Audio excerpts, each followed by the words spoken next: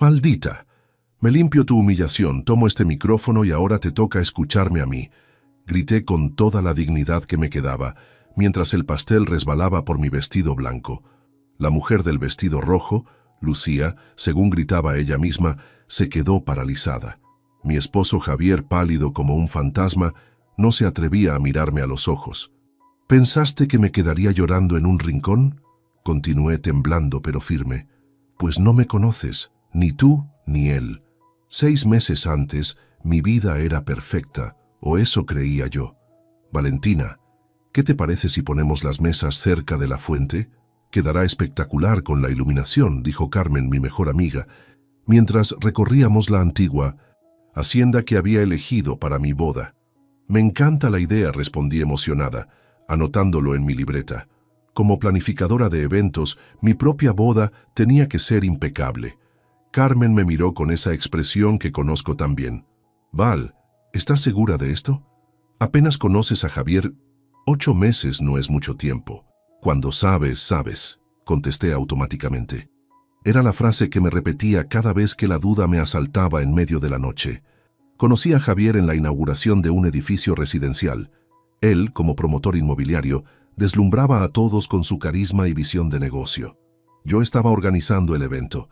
Nuestras miradas se cruzaron mientras él daba su discurso y esa misma noche me invitó a cenar. Mi hija, ¿cómo va todo? La voz de mi madre, Dolores, interrumpió mis pensamientos mientras entraba al jardín de la hacienda. Acabo de hablar con Javier. Dice que está ocupado con un nuevo proyecto, pero que confía plenamente en tus decisiones. Otra vez Javier cancelando. En los últimos 2 meses, había faltado a casi todas las reuniones con los proveedores. Siempre estaba ocupado, siempre con llamadas urgentes, siempre con excusas perfectamente razonables. No te preocupes, mamá. Entiendo que su trabajo es importante. Claro que sí. Un hombre exitoso como él tiene muchas responsabilidades. Deberías estar orgullosa, insistió mi madre con una sonrisa tensa. ¿Has visto la casa que te está comprando? Un verdadero palacio. Carmen rodó los ojos discretamente. Ella nunca había entendido por qué mi madre adoraba tanto a Javier. Esa noche, mientras cenábamos en mi apartamento, Javier llegó tarde, como siempre. Lo siento, amor. Tuve que atender a unos inversionistas.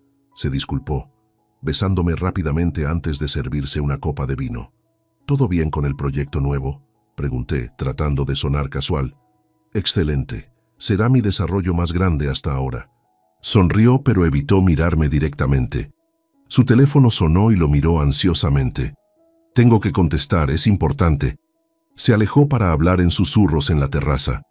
Algo en mi interior se agitó. No era la primera vez que esto pasaba. ¿Quién era?, pregunté cuando regresó. Un cliente, respondió secamente. Oye, ¿hablaste con tu tío Roberto sobre lo que te comenté? Su inversión podría ser crucial para el nuevo proyecto. Javier, es mi tío, no un contacto de negocios. Todos ganamos, mi amor. Tu familia tendrá un retorno increíble. Cambié de tema. Faltaban solo 3 semanas para la boda y yo prefería concentrarme en eso. En mi cabeza, todo tenía que ser perfecto.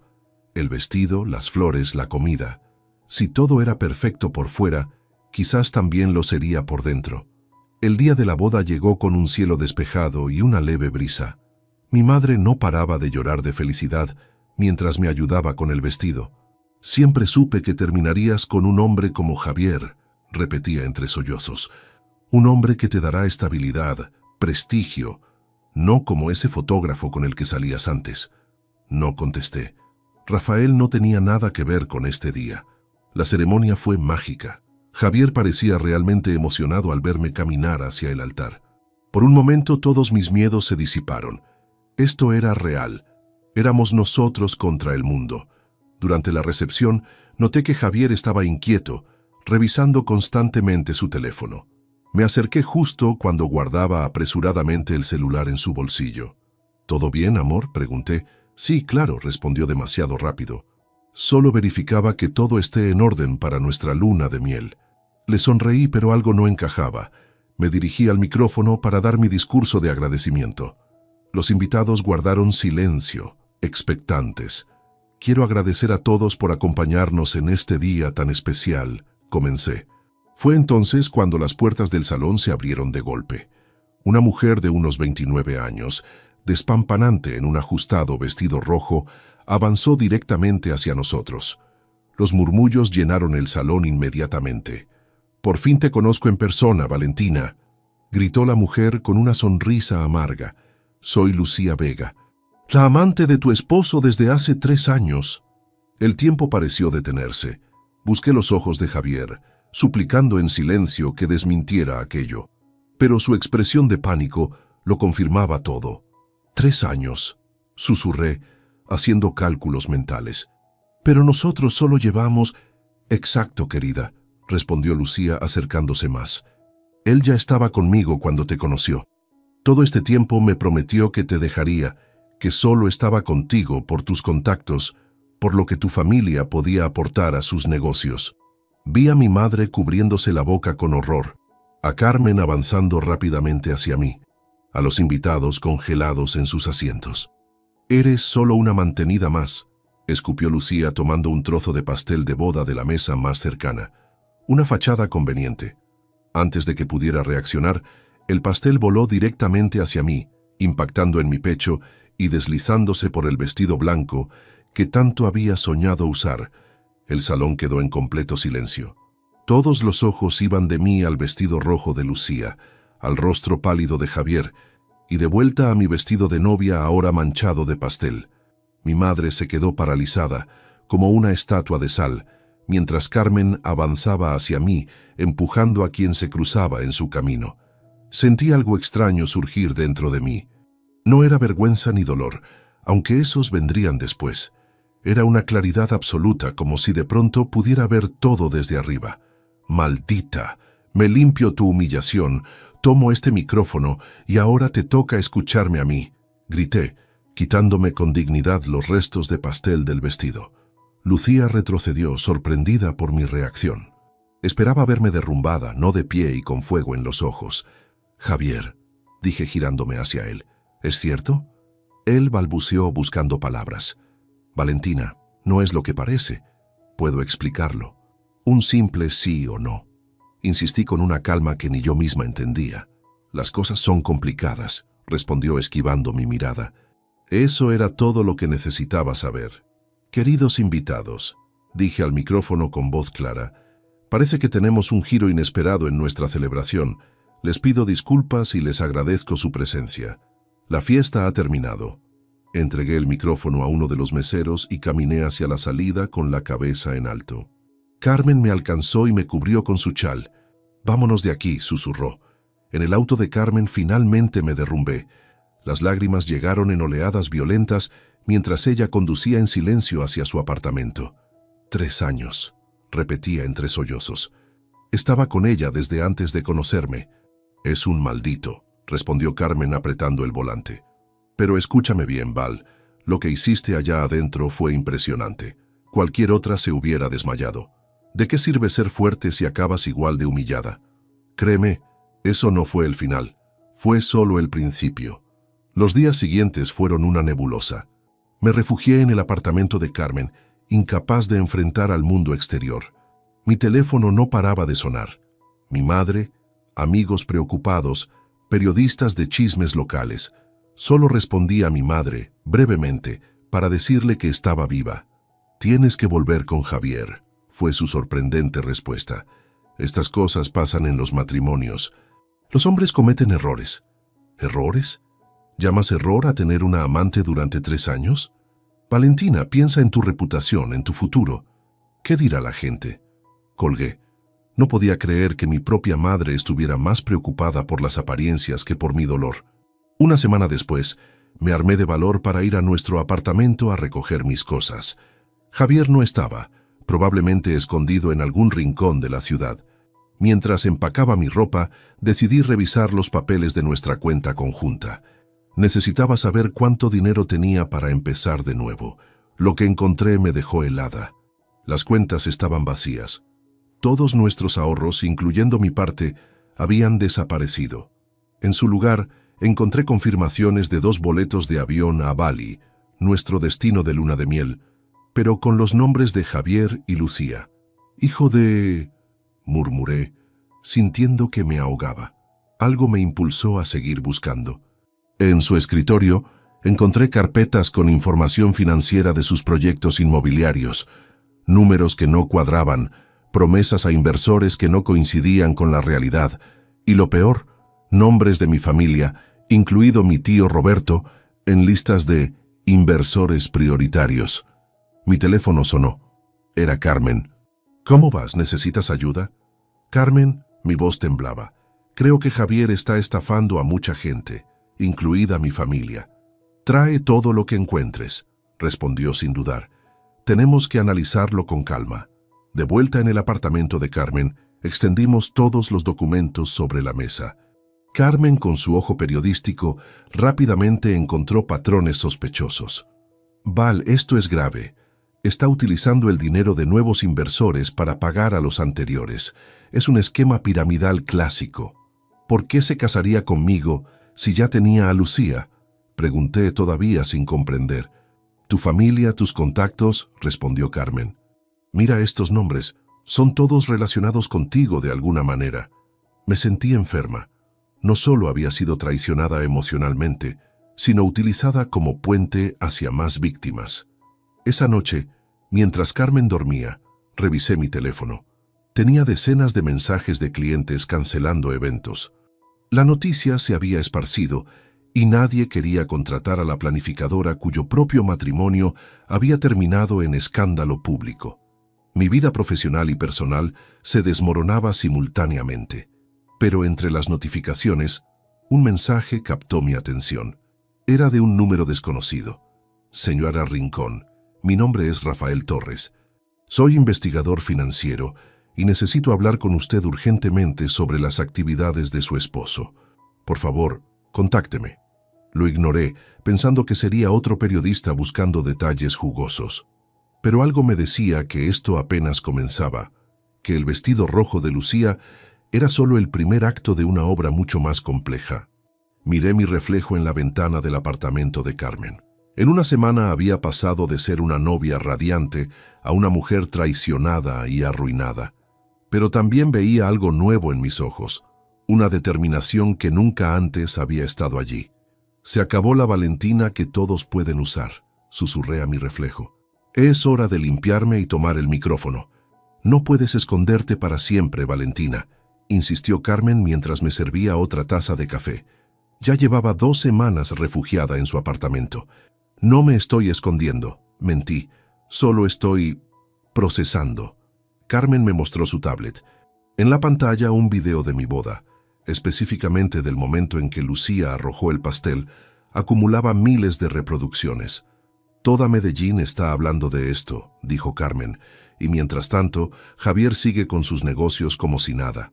Me levanté de golpe. ¿Qué se supone que haga? ¿Salir a la calle para que me señalen? ¿Has visto los comentarios? Pobre tonta. ¿Cómo no se dio cuenta? Precisamente por eso debes actuar. No eres una víctima, Val. Eres una superviviente. Respiré hondo. Carmen tenía razón. Era momento de enfrentar la realidad, comenzando por mis finanzas. Abrí mi laptop y entré a la banca en línea. «No puede ser», susurré, revisando el saldo una y otra vez. «Hijo de su... se llevó todo». Las cuentas estaban completamente vacías. Javier había transferido hasta el último peso justo después de la boda. Incluso el dinero de mis propios clientes que había depositado para el negocio. Todo había desaparecido. «¿Qué tan mal está?», preguntó Carmen preocupada. «Mal, muy mal», respondí, mostrándole la pantalla. «No solo se llevó nuestros ahorros, sino también el dinero de adelantos de mis clientes». Mi teléfono sonó. Era mi madre. Dudé antes de contestar. «Valentina, ¿cuándo vas a regresar a casa? Tu padre y yo estamos preocupados». «¿Preocupados? ¿O avergonzados de que toda la ciudad sepa lo que pasó?» «No seas injusta», respondió cortante. «Javier ha estado llamándonos. Dice que todo es un malentendido, que esa mujer está obsesionada con él. ¿Y le crees?», interrumpí incrédula. «Creo que merecen hablar. Los matrimonios pasan por crisis, hija. Ni siquiera llevábamos un día casados, por Dios. ¿Y sabes qué? Se llevó todo el dinero, me dejó en la ruina». Silencio al otro lado de la línea. «Mamá, hablaré con tu padre sobre esto», dijo finalmente. «Mientras tanto, piensa en lo que te digo. La gente olvida los escándalos, pero el divorcio es para siempre». Colgué furiosa. ¿Cómo podía sugerir que volviera con él después de todo? «Tu madre sigue en la negación», comentó Carmen, que había escuchado toda la conversación. «¿O hay algo más?», respondí, recordando los documentos que había encontrado. «Necesito ir al apartamento y recoger mis cosas de verdad y revisar más a fondo». Carmen insistió en acompañarme. El edificio donde vivía con Javier era lujoso, con seguridad y recepcionistas. Al vernos llegar, el portero desvió la mirada, evidentemente incómodo. «Señora Ortiz, quiero decir, señora Rincón», balbuceó. El señor Rincón dejó instrucciones de que no se le permitiera el acceso. Sentí que la sangre me hervía. «Mi nombre está en el contrato de arrendamiento. Es mi casa también». «Lo siento, pero...» Carmen intervino, sacando su identificación de periodista. «¿Está usted impidiendo el acceso legal a una residente? Porque eso sería una gran historia para mi periódico». El hombre palideció y nos dejó pasar. Una vez en el apartamento quedé impactada. Muchas de nuestras cosas seguían allí, pero los objetos valiosos habían desaparecido. La colección de relojes de Javier, mis joyas familiares, incluso algunos electrodomésticos caros. «Es como si hubiera saqueado el lugar», murmuré, recorriendo las habitaciones. En el despacho de Javier empecé a revisar sistemáticamente cada cajón y carpeta. Carmen me ayudaba, metiendo en cajas lo poco que quedaba de mis pertenencias. «Val, mira esto», dijo Carmen, mostrándome una carpeta escondida detrás de los libros. «Proyectos Rincón, Estado Real». Al abrirla, encontramos informes financieros muy diferentes a los que Javier mostraba a los inversores. Las propiedades que promocionaba como 90% completadas apenas tenían los cimientos. Los apartamentos de lujo eran simples estructuras básicas sin acabados. Y lo peor, una lista de inversores con notas como «postergar entrega indefinidamente» o «desviar fondos a Proyecto B». «Esto es una estafa masiva», susurró Carmen, fotografiando cada documento con su teléfono. «Javier está usando el dinero de nuevos inversores para fingir progreso ante los anteriores». Entre los papeles encontré algo que me heló la sangre. Un informe sobre mi familia. Detalles financieros de mi padre, mi tío Roberto, incluso primos lejanos. Todos marcados como inversores potenciales. Contacto a través de B. «Me utilizó desde el principio», dije con la voz quebrada. «Todo fue para llegar a mi familia, a sus ahorros». Mientras guardábamos toda la evidencia, encontré una caja con fotos. Javier y Lucía en París, en las playas de Cartagena, en restaurantes elegantes, fechadas durante nuestro noviazgo. En algunas Lucía lucía un anillo que parecía de compromiso. Le prometió matrimonio a ella también, concluí, sintiendo una extraña conexión con la mujer que me había humillado. Ambas habíamos sido engañadas. De regreso en el apartamento de Carmen, me enfrenté a la dura realidad. No tenía dinero, mi reputación profesional estaba dañada y había descubierto que mi matrimonio entero fue una farsa para estafar a mi familia. «¿Qué hago ahora?», pregunté, más a mí misma que a Carmen. «Primero, dejar de esconderte», respondió ella firmemente. «Segundo, documentar todo esto. No sé qué planeas hacer con la información, pero podría ser tu salvavidas. Y tercero, reinventarte. Si tus clientes de bodas te cancelan, busca otros mercados. Eres brillante organizando eventos, Val. No dejes que Javier te quite también eso». Esa noche, revisando mi teléfono, volví a encontrar el mensaje de Rafael Torres, el investigador financiero. Esta vez decidí responder. «Señor Torres, soy Valentina Ortiz. Creo que tenemos mucho de qué hablar». 3 meses después, parada frente al gran salón del Hotel Continental, respiré hondo antes de entrar. Era mi primer gran evento corporativo desde el escándalo. Había reorientado mi negocio hacia conferencias empresariales y lanzamientos de productos, lejos del mundo de las bodas que ahora me provocaba escalofríos. «Todo está perfecto, Valentina», me aseguró mi asistente temporal, revisando la lista de pendientes. «Los expositores llegaron. El catering está listo. El sistema audiovisual funciona, asentí agradecida. Encontrar ayuda había sido difícil. Nadie quería asociarse con la novia del pastel, como me llamaban en las redes sociales. Esta era mi oportunidad de demostrar que seguía siendo una profesional impecable, pasara lo que pasara en mi vida personal. Mi teléfono vibró. Era un mensaje de mi madre. Javier vino a vernos anoche. Dice que Lucía lo dejó y que está verdaderamente arrepentido. Deberías hablar con él. 3 meses y seguía insistiendo. Bloqueé el teléfono sin responder y me concentré en el evento. La conferencia transcurrió sin problemas. Los empresarios quedaron impresionados con la organización y varios me pidieron tarjetas para futuros eventos. Mientras recogía mis cosas, satisfecha por el éxito, una voz masculina me sobresaltó. «Señora Ortiz, soy Rafael Torres». Me giré para encontrarme con un hombre de unos 38 años, alto, de aspecto serio pero amable. Lo había contactado meses atrás, pero nunca concretamos una reunión. «Prefiero que me llamen Valentina», respondí estrechando su mano.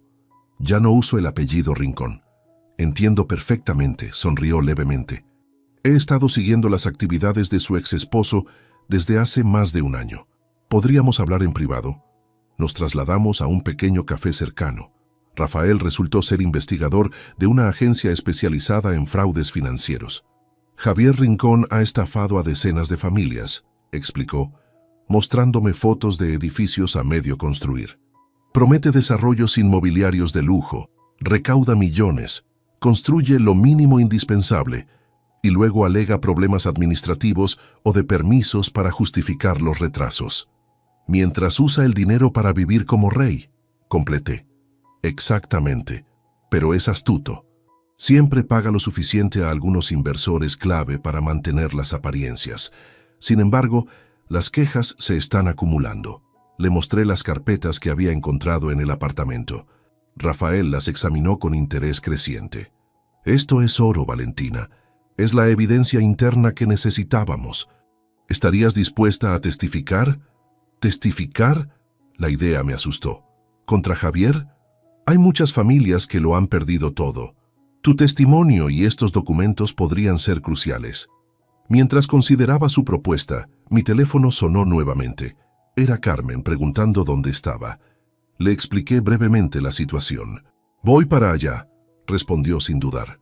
Cuando Carmen llegó, la presenté a Rafael.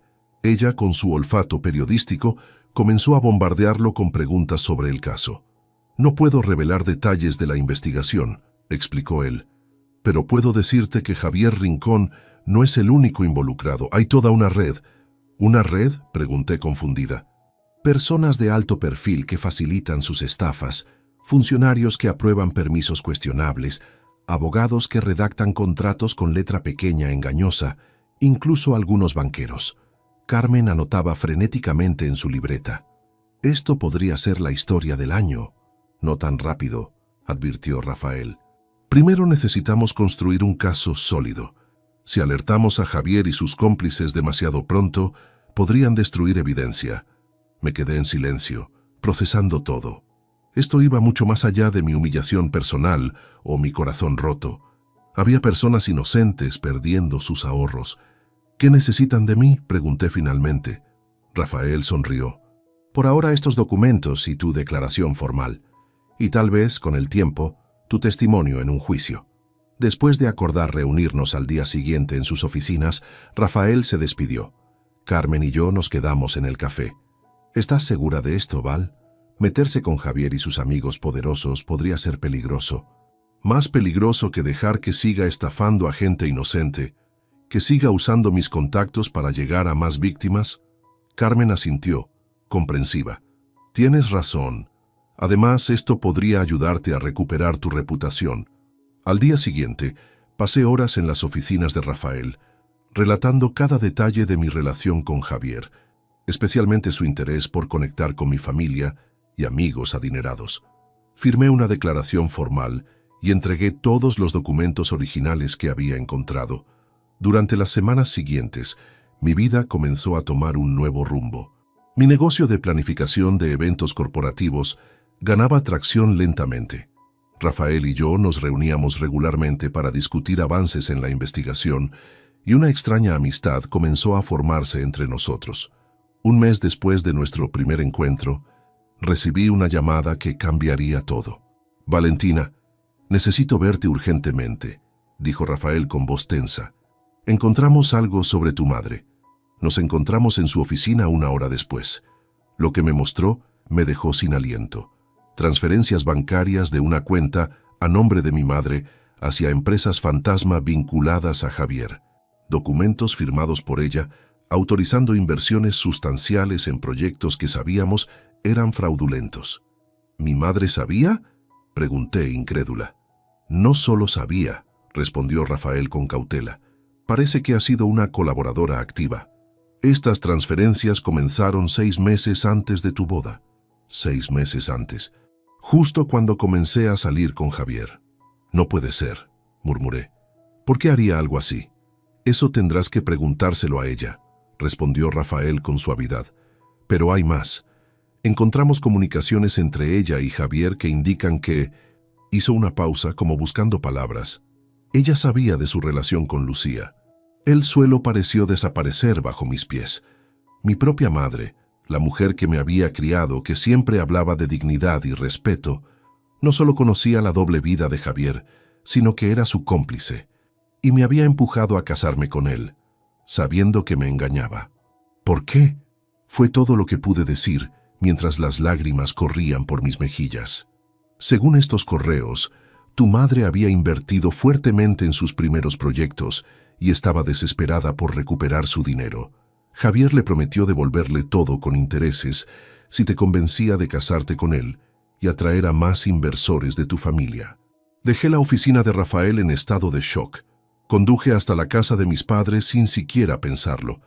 Necesitaba escuchar la verdad de su propia boca. Mi madre me recibió con su sonrisa habitual, que ahora me parecía una máscara. «¡Qué sorpresa, hija! Justo estaba pensando en llamarte. Javier vino ayer y…» «¿Cuánto te pagó?», interrumpí, mi voz apenas un susurro. Su sonrisa vaciló. «¿De qué hablas? ¿Cuánto te pagó por venderme, mamá? ¿Cuánto vale tu hija?». El color abandonó su rostro.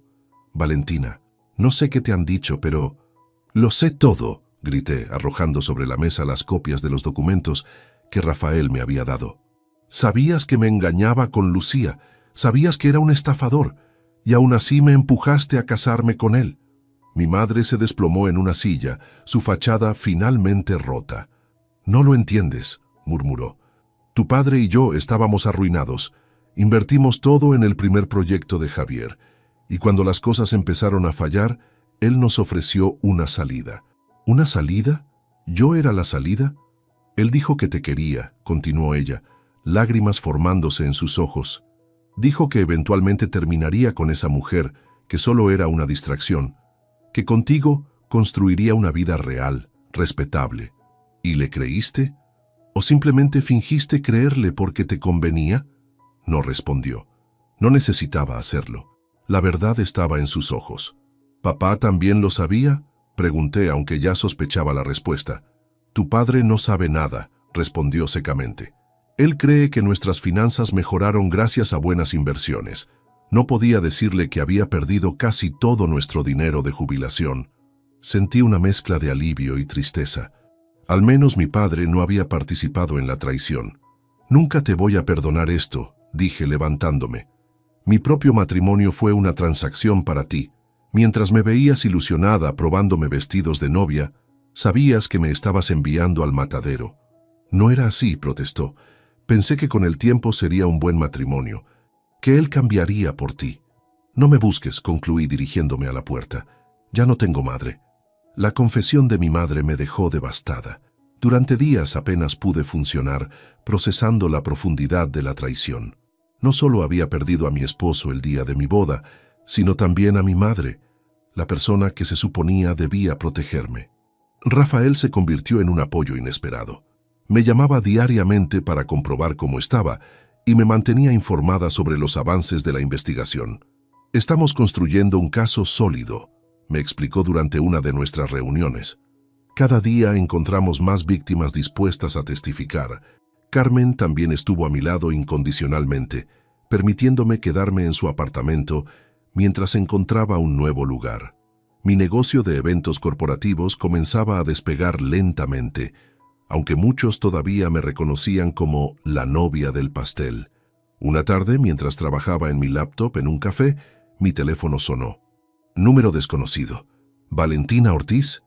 La voz femenina me resultó familiar, aunque no pude ubicarla inmediatamente. Sí, ¿quién habla? Soy Lucía Vega. Mi corazón se detuvo por un segundo. La mujer del vestido rojo, la que había destrozado mi boda y mi vida. ¿Qué quieres?, pregunté secamente. Necesito hablar contigo. En persona, respondió con voz cansada, muy diferente a la seguridad que había mostrado el día de mi boda. Es importante. Parte de mí quería colgar, pero la curiosidad pudo más. Dame una buena razón. Javier me dejó en la ruina, igual que a ti, respondió simplemente. Y creo que tengo información que te interesará. Acordamos encontrarnos en un pequeño restaurante en las afueras de la ciudad, donde era menos probable que nos reconocieran. Avisé a Carmen y a Rafael, por si acaso.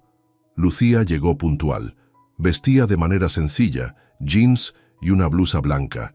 Nada que recordara a la mujer espectacular del vestido rojo. Parecía haber envejecido años en pocos meses. Gracias por venir, dijo sentándose frente a mí. No estoy aquí por ti, aclaré, sino por la información que mencionaste. Asintió comprendiendo mi hostilidad. Primero quiero disculparme por lo que hice en tu boda. No tengo excusa, pero estaba desesperada. Javier me prometió durante 3 años que dejaría a su novia anterior, luego que te dejaría a ti. Siempre había alguien más, siempre tenía una excusa.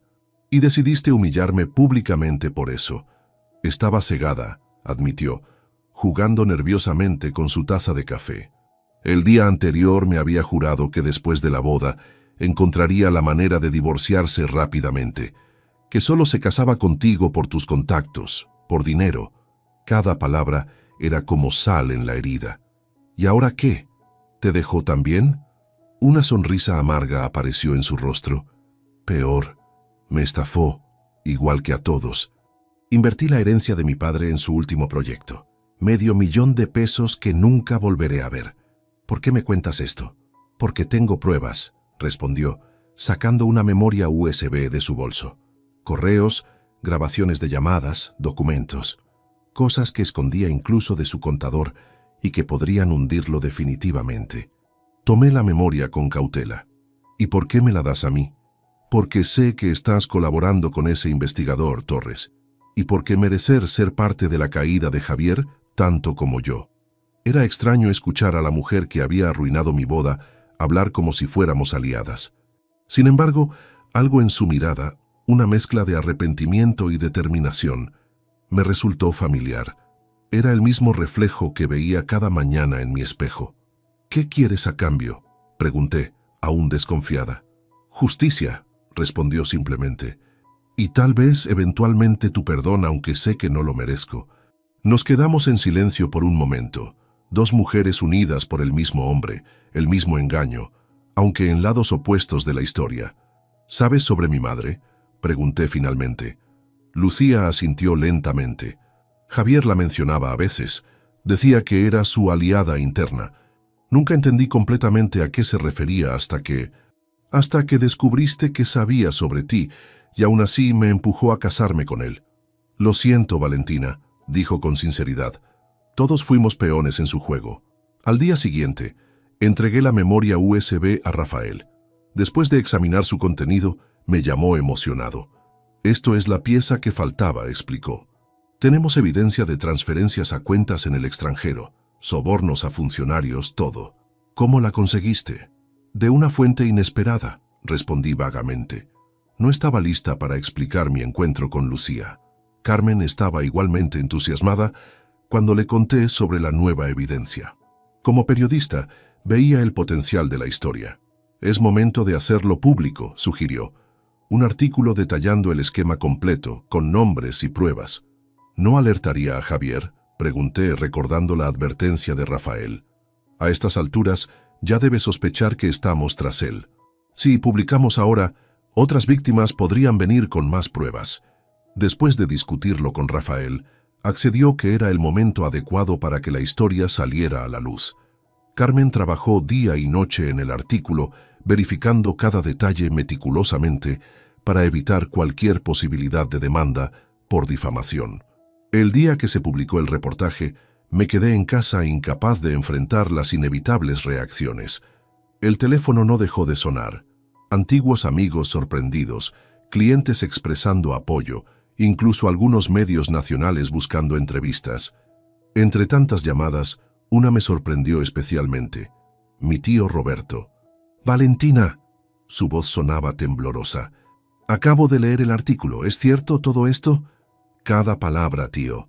Un largo silencio. Puse casi todos mis ahorros en sus proyectos. Tu madre me aseguró que era una inversión segura, que tú y Javier me garantizaban retornos excepcionales. Mi corazón se encogió. Lo siento mucho, tío, no tenía idea. No es tu culpa, pequeña. Pero necesito saber, ¿hay alguna posibilidad de recuperar algo? Estamos trabajando en eso, respondí, sin querer darle falsas esperanzas. Rafael Torres, el investigador mencionado en el artículo, está reuniendo a todos los afectados para presentar una demanda colectiva. Después de colgar, me sentía abrumada por la magnitud de lo que Javier había hecho. No era solo mi corazón roto o mi orgullo herido, eran familias enteras viendo sus sueños y esfuerzos de años convertidos en humo. Esa tarde recibí un mensaje de Lucía. Leí el artículo. Gracias por hacer esto público. ¿Podemos hablar? Acordamos encontrarnos nuevamente. Esta vez Rafael y Carmen vinieron conmigo, ambos curiosos por conocer a la mujer que había protagonizado el escándalo de mi boda. En lugar de tensión, la reunión estuvo marcada por un extraño sentido de propósito compartido. Lucía proporcionó más detalles sobre las operaciones de Javier, nombres de otros cómplices, datos que solo alguien cercano a él podría conocer. ¿Estarías dispuesta a testificar formalmente?, preguntó Rafael. Absolutamente, respondió Lucía sin dudar. Ya no tengo nada que perder. Carmen tomaba notas frenéticamente, ya visualizando la continuación de su reportaje. Yo observaba la escena con una mezcla de emociones contradictorias. ¿Por qué decidiste ayudarnos ahora?, pregunté finalmente a Lucía.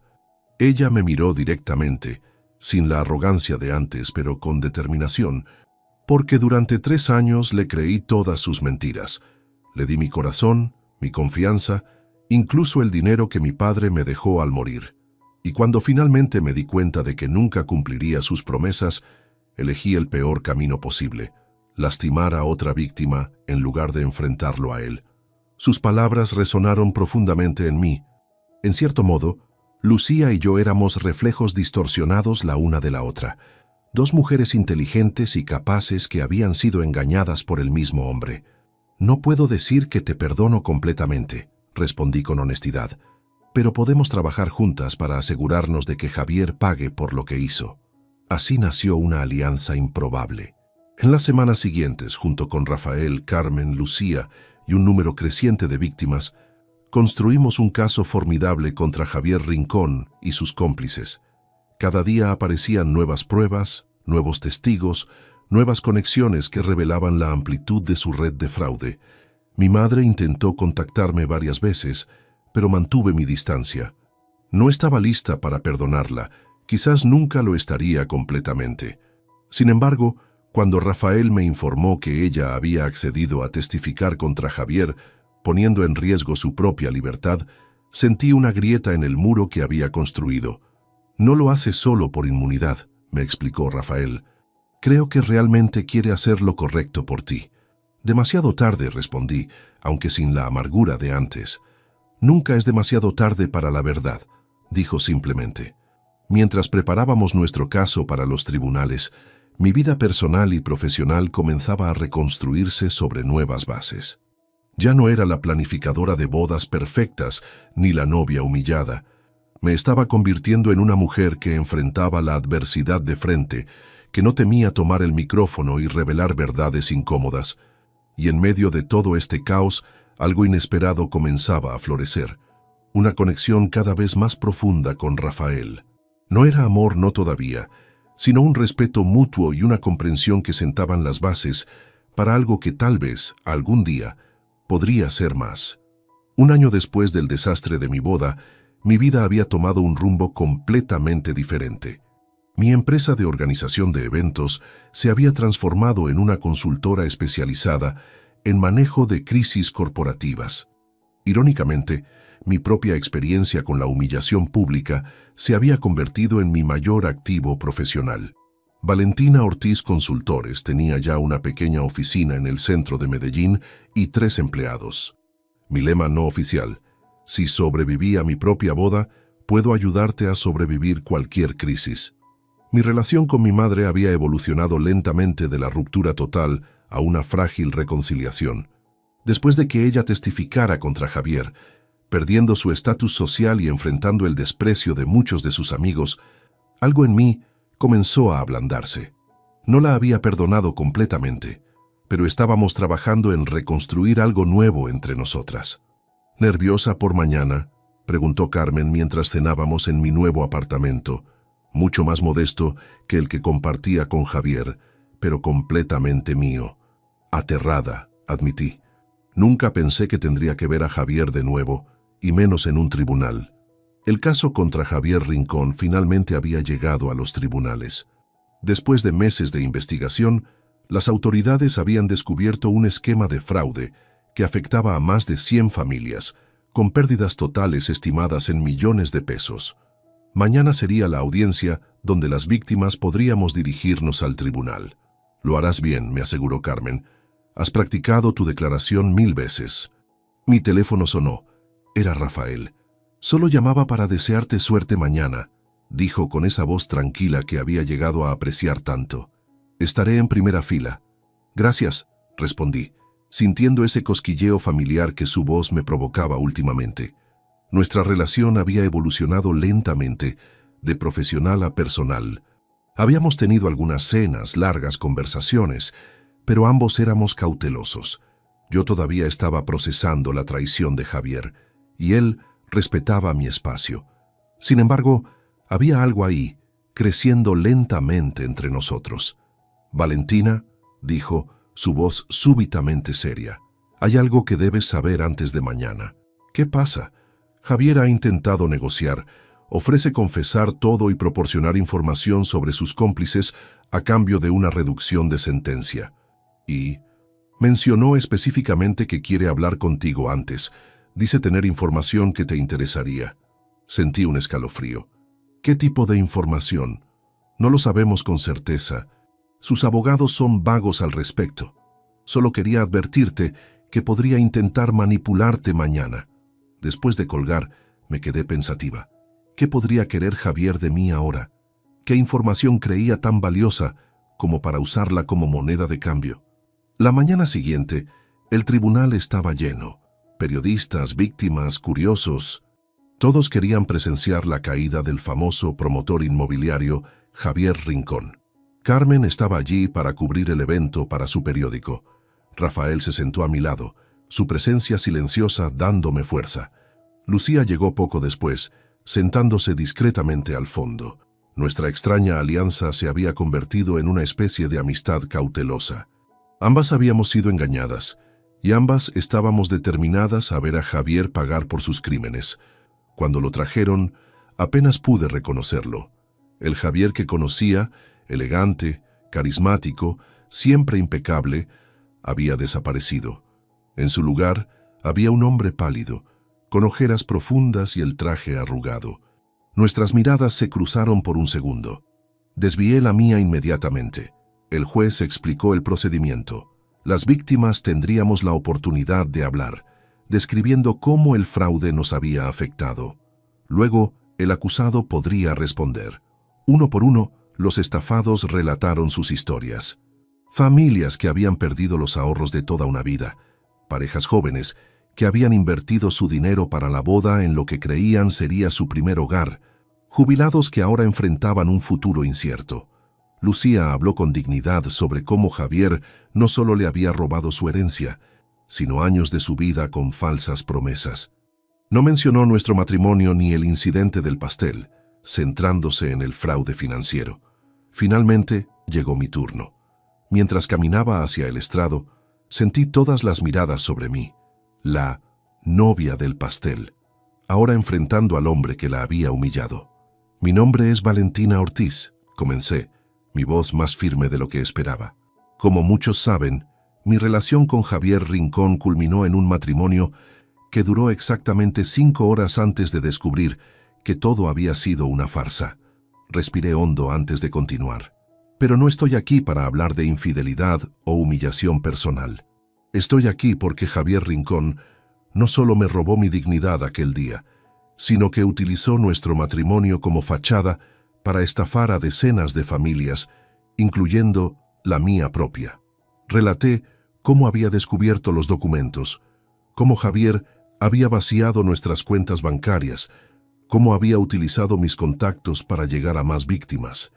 Pero mientras hablaba, algo en el fondo de mi mente seguía dándole vueltas a lo que Rafael me había dicho.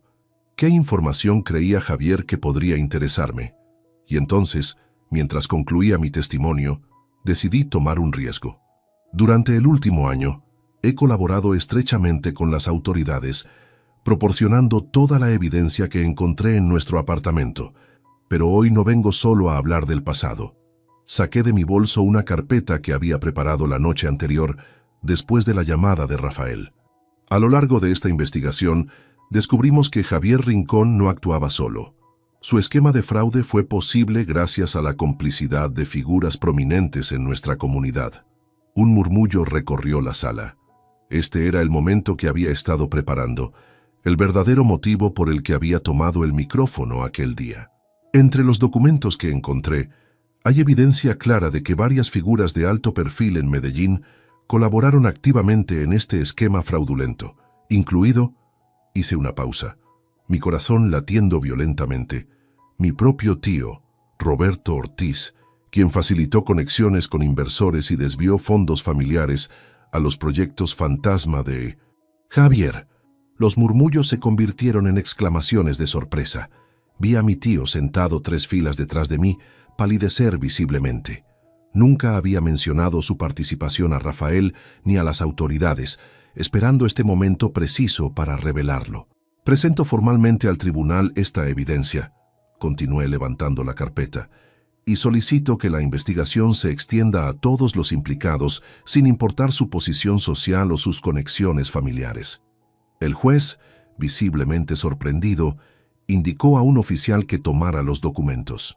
Mientras regresaba a mi asiento, sentí una extraña mezcla de emociones: culpa por exponer públicamente a mi familia, alivio por finalmente decir toda la verdad, y una sensación de poder que nunca antes había experimentado. Rafael me miró con una mezcla de asombro y respeto. Carmen garabateaba frenéticamente en su libreta, y Javier me observaba con una expresión indescifrable, como si me viera por primera vez. Cuando la sesión concluyó, las autoridades anunciaron que examinarían la nueva evidencia y ampliarían la investigación según fuera necesario. Mi tío fue detenido para interrogatorio mientras abandonaba el tribunal. En el pasillo, Rafael me alcanzó. «Eso fue inesperado», dijo, evidentemente impresionado. «¿Por qué no me dijiste sobre tu tío?» «Porque necesitaba hacerlo yo misma», respondí. Necesitaba ser yo quien tomara el micrófono esta vez. Entendió inmediatamente la referencia a mi boda, a aquel momento en que Lucía me había arrebatado el control de mi propia historia. «Valentina», dijo tomando mi mano, «eres la mujer más valiente que conozco, y me preguntaba si tal vez cuando todo esto termine...» «Rafael», lo interrumpí suavemente, «aprecio todo lo que has hecho por mí, de verdad, pero ahora mismo necesito concentrarme en reconstruir mi vida, en descubrir quién soy después de todo esto». Asintió, comprensivo pero claramente decepcionado. «Entiendo, solo quiero que sepas que estaré aquí cuando estés lista». Sentí una oleada de gratitud hacia este hombre que había sido mi roca durante el peor año de mi vida, pero sabía que tenía razón.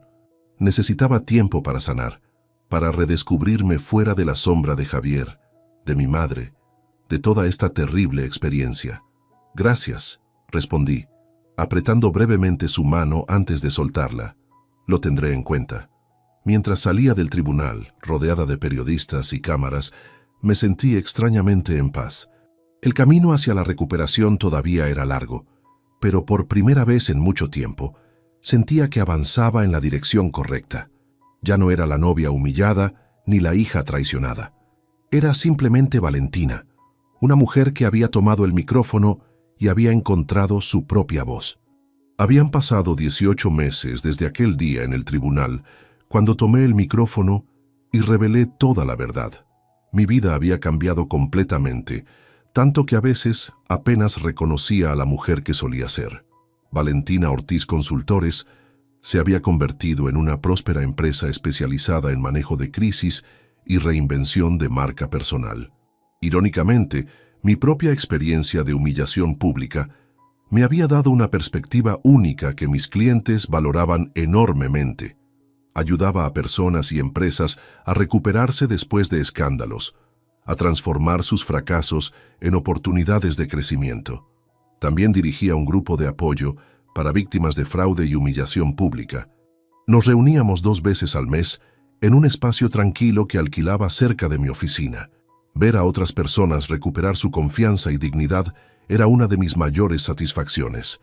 Javier había sido condenado a 10 años de prisión por fraude, malversación y una larga lista de delitos financieros. Su red de cómplices, incluido mi tío Roberto, enfrentaron diversas sentencias. Las autoridades habían logrado recuperar parte del dinero, que fue distribuido entre las víctimas, aunque muchos jamás verían la totalidad de sus inversiones. Mi relación con mi madre seguía siendo complicada. Después de su testimonio contra Javier, había pasado 6 meses en arresto domiciliario. Mi padre, devastado por la traición, se había separado temporalmente de ella, aunque recientemente habían comenzado a asistir a terapia juntos. Yo la visitaba ocasionalmente, manteniendo una cortés pero distante relación. Algunas heridas tardan generaciones en sanar completamente. Lucía se había mudado a Bogotá, donde comenzaba una nueva vida lejos del escándalo.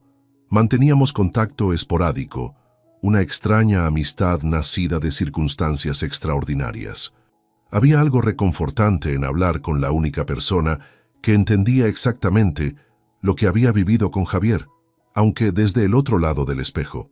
Esa mañana, mientras revisaba mi agenda para el día, noté que tenía un evento corporativo importante, un congreso sobre transparencia empresarial, donde me habían invitado como ponente.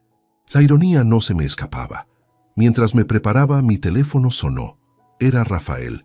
«Buenos días», dijo con esa voz cálida que aún me provocaba mariposas en el estómago.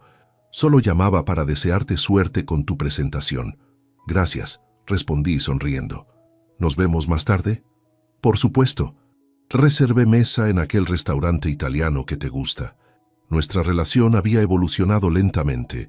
Después de 6 meses trabajando exclusivamente en mi recuperación personal, finalmente había aceptado su invitación a cenar. Desde entonces, habíamos construido algo sólido y respetuoso, sin prisas, aprendiendo a confiar nuevamente. El congreso se desarrolló con normalidad, hasta que en medio de mi presentación sobre reconstrucción de confianza después de una crisis, un pequeño contratiempo amenazó con descarrilar todo. Falló el sistema de sonido. Mientras los técnicos intentaban resolverlo, tomé el micrófono inalámbrico de respaldo y continué sin perder la compostura. Algo en ese gesto, tomar el micrófono, adaptarme, seguir adelante, me hizo detenerme por un segundo, consciente del simbolismo. A veces, dije a la audiencia improvisando, la verdadera fortaleza no está en evitar caer, sino en cómo nos levantamos, nos limpiamos y tomamos nuevamente el control de nuestra historia. Veía sentimientos de comprensión entre los asistentes. Nadie allí conocía todos los detalles de mi historia personal, pero algo en mis palabras resonó con ellos. Después del evento, mientras recogía mis cosas, me detuve frente a un espejo en el pasillo. La mujer que me devolvía la mirada ya no era la novia ingenua de hace 2 años, ni la víctima humillada del escándalo del pastel. Era alguien más fuerte, más sabia, con cicatrices pero no definida por ellas. Afuera me esperaba Rafael, puntual como siempre. Al verme, sonrió de esa manera que iluminaba sus ojos. «¿Cómo estuvo?», preguntó inclinándose para besarme suavemente. «Hubo un pequeño problema técnico», respondí mientras caminábamos hacia su auto, pero tomé el micrófono y seguí adelante. Me miró, comprendiendo el significado más profundo de mis palabras. «Siempre lo haces», dijo simplemente, tomando mi mano. Y era verdad. A través de traiciones, humillaciones y pérdidas, había aprendido a limpiarme, tomar el micrófono y revelar verdades que necesitaban ser dichas. No solo por justicia, sino por mi propia sanación.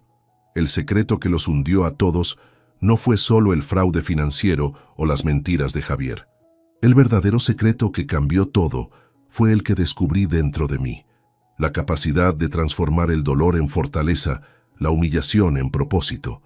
Mientras nos alejábamos hacia el restaurante, sentí esa tranquila certeza que solo viene después de haber sobrevivido a lo peor y haber encontrado en el proceso lo mejor de una misma. Based on the developed story, create a concise description using keywords that are closely related to the story. Also try to use more general keywords like romantic story, touching, exciting, and other words that evoke strong feelings. Also keywords that shows their roles like millionaire, CEO, maid, nanny, humble.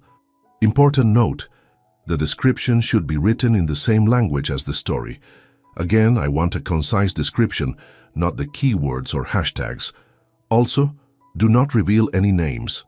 Una apasionante historia de traición y redención que sigue a una talentosa planificadora de eventos, cuya perfecta boda se convierte en pesadilla cuando la amante de su millonario esposo irrumpe en la celebración, humillándola públicamente.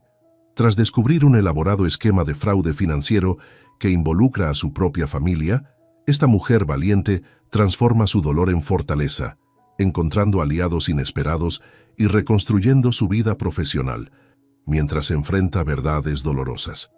Con giros dramáticos, romance contenido y un mensaje poderoso sobre la dignidad personal, esta conmovedora narrativa mexicana explora cómo una mujer traicionada toma el control de su historia, revelando secretos que sacuden los cimientos de una sociedad corrupta.